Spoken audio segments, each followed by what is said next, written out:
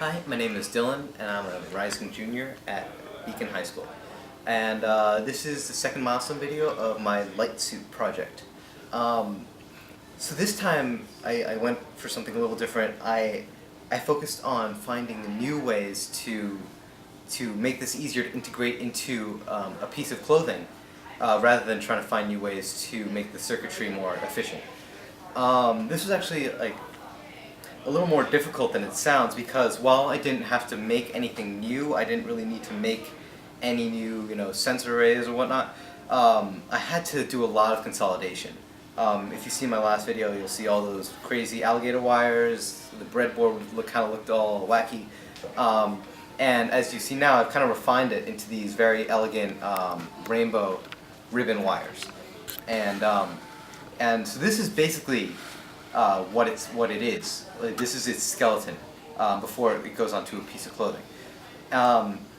So I basically did this by, well, I already mentioned the rainbow wires.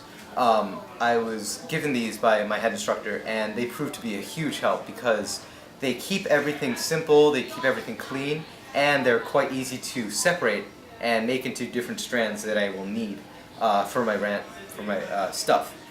So, like I said, I didn't make anything new, but one of the big worries, actually related to a challenge I had in my previous milestone, which was it wasn't in the video, but I had a lot of trouble with my resistors and getting them to work and figuring out how to make them work.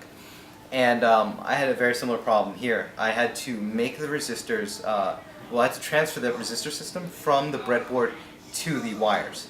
And it's actually kind of hard to see with the hot glue, but this is a resistor right here, and these are the two wires. Actually, it's really hard to see, but if you go back, there are two wires. There's ground and there's an analog input pin, and the resistor acts as a voltage divider. That's not important. Anyway, this is what's important. This junction right here.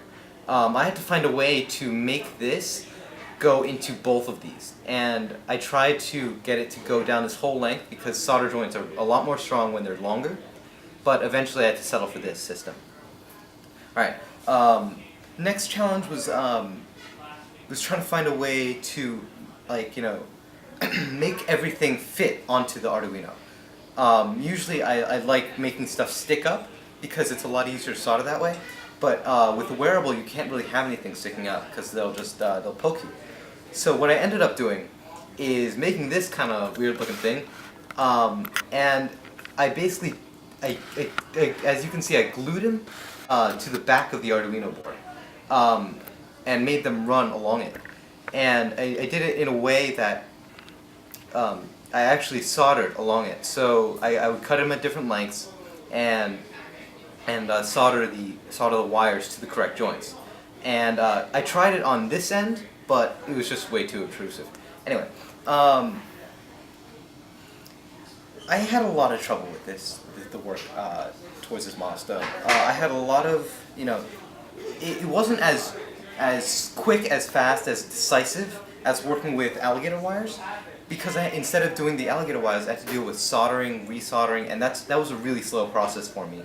It took a lot of work, but in the end, I think I was really happy with the product I produced and the way I produced it. So I think all in all, it was pretty good.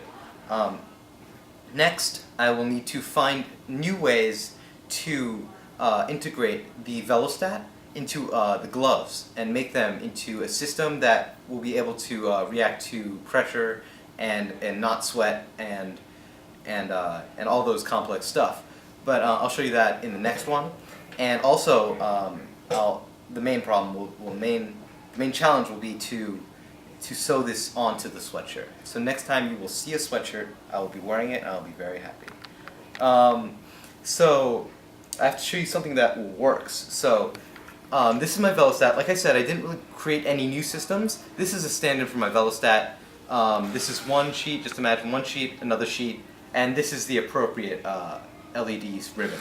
So when I touch these together, they should light up, and when I touch these together, these should light up. So let's see. Yeah, look at that. Lighting up, going out.